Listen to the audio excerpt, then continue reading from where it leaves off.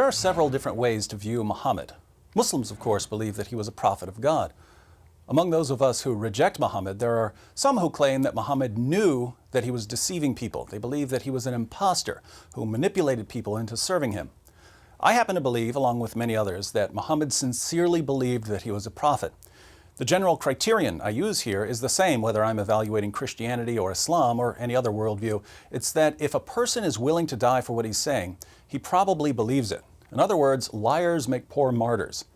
There are lots of liars in this world. If you put a gun to someone's head over a lie, they're generally going to admit that it's a lie. People who are willing to die for their claims are usually people who wholeheartedly believe in what they're dying for. Based on the number of battles Muhammad was in and the various dangers he faced, I believe that he really thought he was a prophet. So I don't believe that Muhammad was intentionally using Islam for his own interests. However, there are a number of passages in the Quran and the Hadith which prove, beyond any reasonable doubt, that Muhammad's revelations were influenced by his desires. Let me give you 4 examples. First, Surah 4 verse 3 of the Quran says that Muslims can marry up to 4 women. But we know from references in Bukhari and other sources that Muhammad had at least 9 wives at one time. So why did Muhammad get more than 4 wives when the Quran says that Muslim men can only marry 4 women? Well, Muhammad received a special revelation, Surah 33 verse 50, which says that he, and he alone, could have as many wives as he wanted. Now, I don't know about you, but when the guy who's receiving the revelation starts getting special moral privileges, namely more sex partners than anyone else, I start getting awfully suspicious. Second, Muhammad had an adopted son named Zayd, who was called Zayd bin Muhammad, Zayd son of Muhammad. One day, Muhammad went to visit him and was greeted by Zayd's wife, Zainab, who was very beautiful and who was wearing very little clothing at the time. When Muhammad saw her, he supposedly received some sort of revelation telling him that he was going to marry her, even though she was already married to his adopted son, and Muhammad walked away praising Allah. When Zayd found out that Muhammad was attracted to his wife, he divorced her so that Muhammad could marry her. Muhammad was worried about what people might think if he married Zainab, but then he began receiving revelations to justify the marriage. This is when he received Surah 33 verse 37 of the Quran, which says that it's okay to marry the divorced wives of your adopted sons. I've never met a person who struggles with this problem. I've never met someone who struggles with whether he should marry the divorced wife of his own adopted son.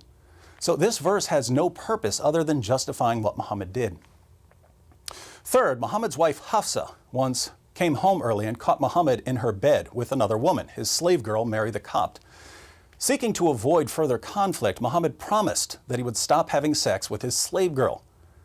But a little later, Muhammad started having sex with Mary again. How did he justify his sexual relationship with Mary when he had taken an oath to stop having sex with her? Well, he received a revelation, Surah 66 verses 1 through 2 of the Quran, where Allah says, "O Prophet, why do you forbid yourself that which Allah has made lawful for you? You seek to please your wives, and Allah is forgiving, merciful. Allah indeed has sanctioned for you the expiation of your oaths, and Allah is your protector, and He is the knowing, the wise." Notice Muhammad swears, "I'll never have sex with my slave girl again." Then he starts having sex with her because Allah told him to break his oath. Very interesting. Fourth, one of Muhammad's wives was a woman named Sauda. As Sauda aged, she became unattractive and extremely overweight, and Muhammad decided to divorce her. Terrified of being abandoned in her old age, Sauda hatched a plan. She knew that Aisha was Muhammad's favorite wife and that Muhammad would like to spend even more time with Aisha. So Sauda told Muhammad that if he would keep her as his wife and not abandon her, she would give her sex night to Aisha. This arrangement would allow Muhammad to spend twice as much time with Aisha as he spent with any of his other wives. Muhammad was happy with the arrangement, and so was Allah. Allah praises Sauda in Surah 4 verse 128 for coming up with this solution after fearing cruelty and desertion from Muhammad. So Islam's message to women is this: if your husband's going to abandon you in your old age, just give up some of your rights and let him spend more time with his favorite wife. This will keep him from divorcing you and abandoning you. Over and over again, Muhammad's revelations are just too convenient. The Quran is supposed to exist eternally in heaven, and yet parts of it have more to do with satisfying Muhammad's desires than with guiding humanity. Even Muhammad's wife Aisha noticed this.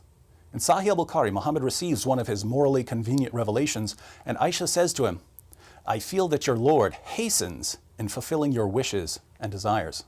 So I personally believe that Muhammad was sincerely convinced that he was a prophet, but the evidence is clear that his desires influenced the revelations he was receiving.